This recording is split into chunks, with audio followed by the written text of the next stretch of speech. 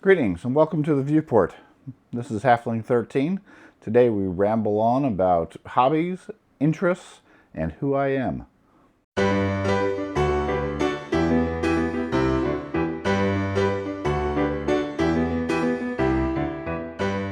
Greetings visitors, this is Sean, also known as Halfling 13 Online. This is a channel in which I am trying to expand my audience, expand my involvement, and learn a little bit more about videography and video creation.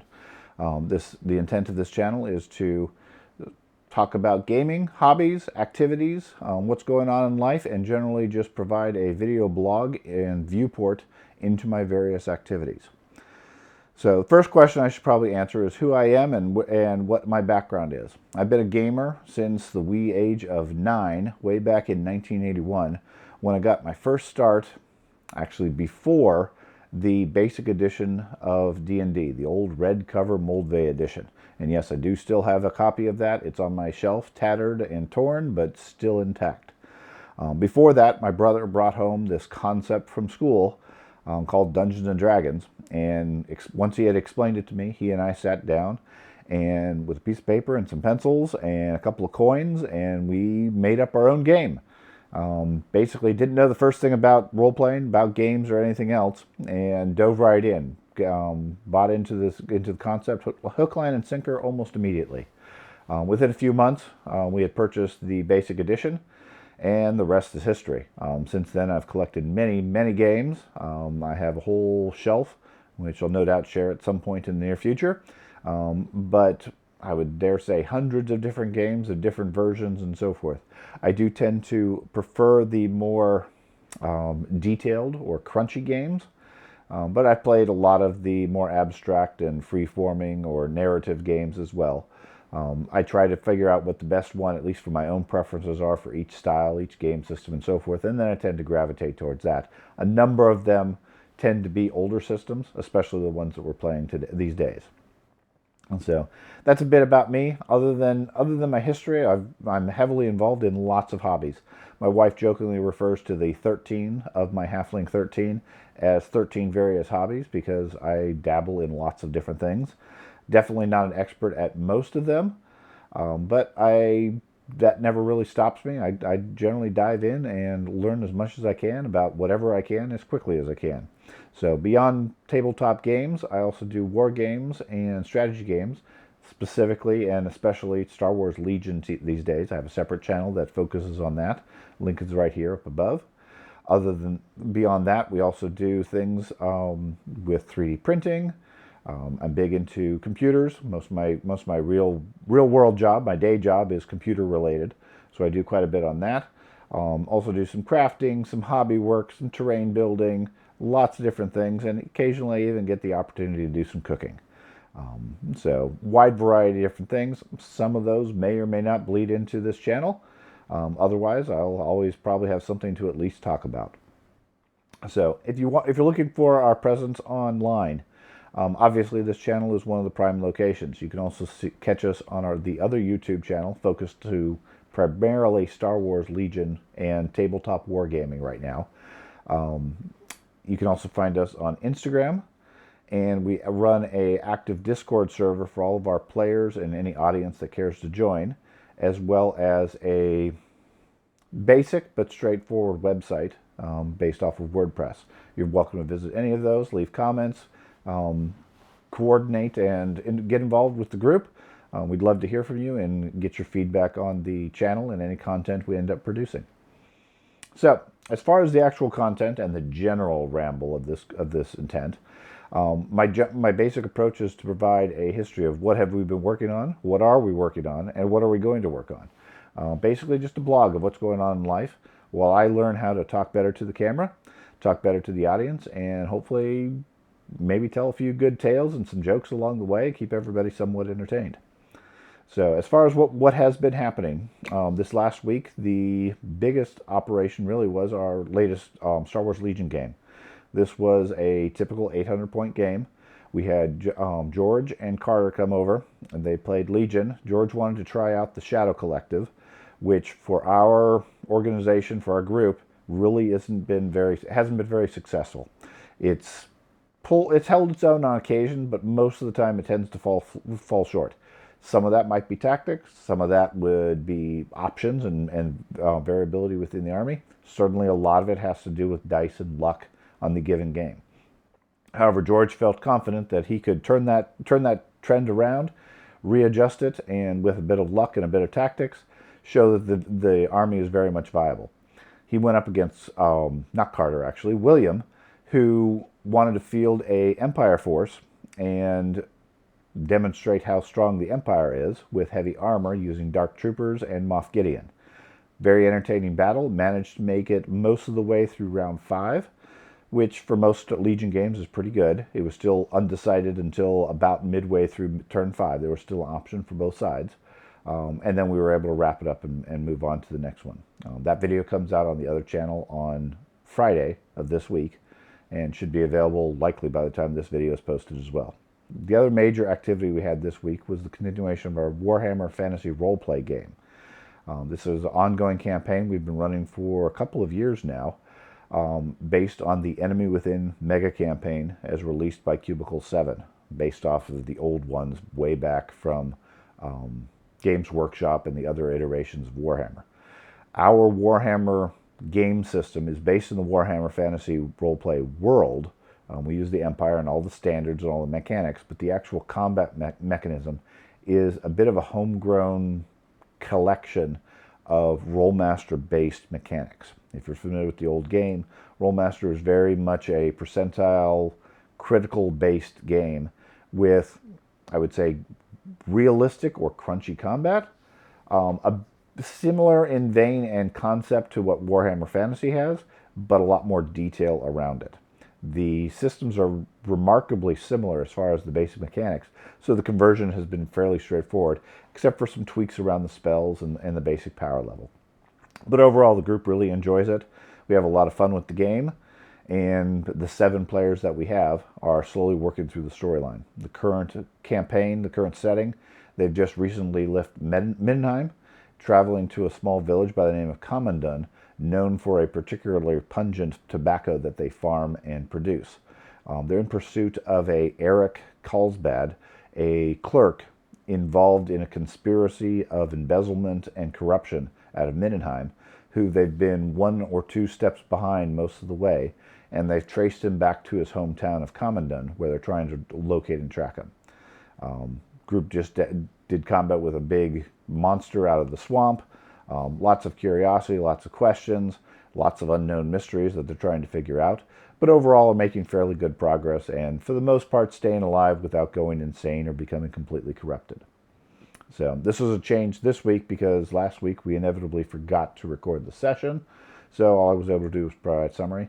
This one we managed to record everything, worked out fine. So it was added to our chronicle. Again, should be posted by Friday, about the time when this video becomes available. Moving forward, what is coming up? The next big activity we have is coming up next in a couple of weeks. We have the start of our Kingmaker campaign. So our group plays a lot of Pathfinder. Quite a few years ago, I introduced my then 10-year-old son to Pathfinder with a number of his friends from various activities, along with their parents who had never played games. And we managed a 10-player group that made it through a 3-year campaign and was the first in my own history to ever finish a campaign, start to finish, completely along with all players intact. They finished the Rise of the Rune Lord campaign, first edition from Paizo, the first campaign they ever released, and made it the entire way through. Everybody was thrilled, and to their credit, every one of the players became long-term hooked to gaming. Fast forward today, we just wrapped up within the last couple of months the Extinction Curse and the Carrion Crown campaigns. The Carrion Crown was a repeat of the same group, having finished another 3-year campaign, and a separate group that finished the Extinction Curse. So we're doing fairly good on Paizo-based adventure paths.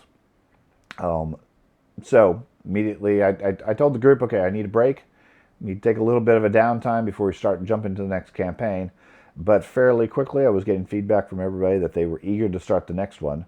So with a bit of work, we've set up the Kingmaker as the next big campaign.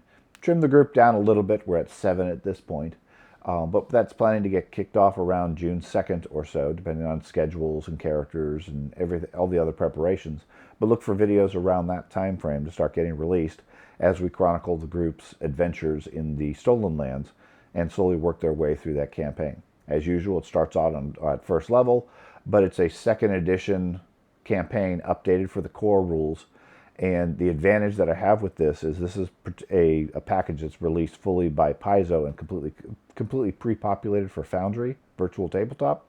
So the level of effort on my part is minimal. I'm already familiar with the story. I had the first edition from way back when it was first published. So that part it's still up to the GM, obviously, to handle that piece. But the preparation, the technology, the programming, the artwork, it's all pre-done, which saves me an immense amount of time with all the other activities, work schedules, etc. So it should be a lot of fun. I'm impressed by the capability and the quality that they put into the software, and so far everything's looking great. So I should be able to post some materials and character synopsis probably within the next couple of weeks as everybody finishes it. We have some artwork being worked on at this point, and everybody's working on finalizing their characters at this time. So the other campaign we just kicked off recently is our Traveler campaign, the Pirates of Drinax. As you can see, as an ongoing theme, I tend to like to run pre-published frameworks of campaigns. I generally don't read everything and use everything directly word for word. That's relatively dull, although a lot of the writing is very good. But I keep it free form, so if the group decides to deviate off the road, no problem. We can adjust. Some of these campaigns is more obvious than others, but getting back to Traveler, we have a Traveler campaign that we just started within last week or two. Session 1 was posted last week, and this is a Traveler-based campaign in the Trojan Reach sector of space. We're using the Traveler setting, the Traveler adventure, all the material, which Traveler is fortunately one of the most widely supported systems on the internet, so there's plenty of material for it. But the twist on this is I've never really been a fan of what I would term as the dry nature of the Traveler system. And not to necessarily speak bad of anybody who favors the game, but the mechanics are all very straightforward, very mechanical. We prefer much more of a fantasy feel to our games. So a Star Wars game, a game along those lines makes more sense and feels more correct to us. In this case, we opted to use the Shadowrun mechanics blended into the Traveler setting and have developed a fairly robust system that can manage to do that.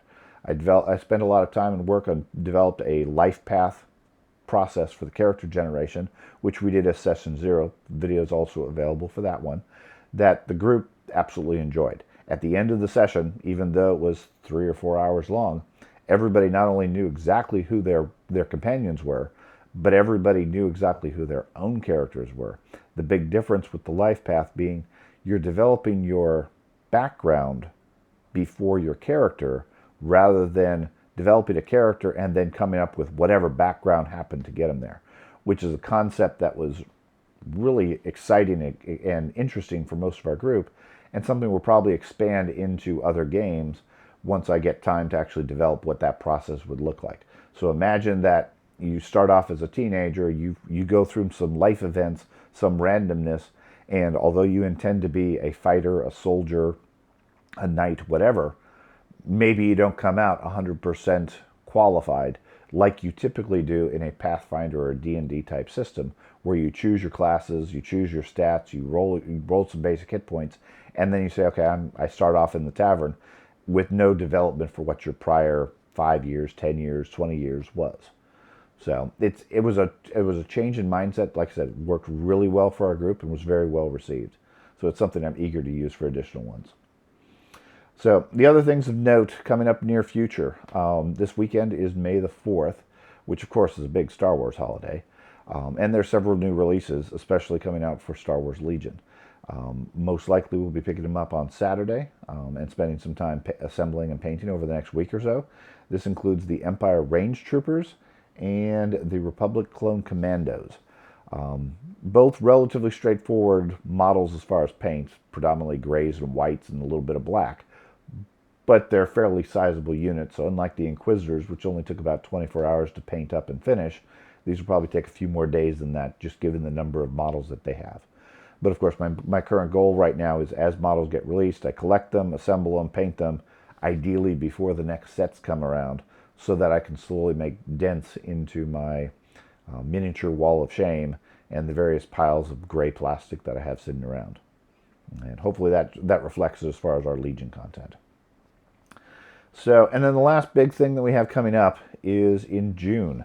We've been planning quite some time now to do a big board game. And the game we selected this year was the Axis&Allies 1940s edition global campaign, both the Europe and the Pacific theater. Bit of a challenge for us. I've only played Axis&Allies once, way back in high school, so that was quite a while ago. A couple of our players have played quite a bit, but we've managed to scrounge up 9 players who are all willing to commit to the length of time that it's going to take. We have a large gaming table, about 4 foot by 8 foot wide, that has plenty of room for all the players and all the pieces, and a large-scale map that we're setting up for the game. And from everything I've told and learned, it's a fairly straightforward game to learn the basics of. It's just hard to master. So all of these players have committed to multiple hours a night for multiple nights. We kick off on June 17th.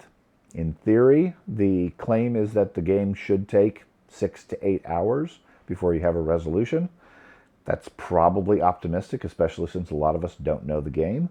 So we're planning more like 24 to 30 hours spread out over 3, 4, 5 days.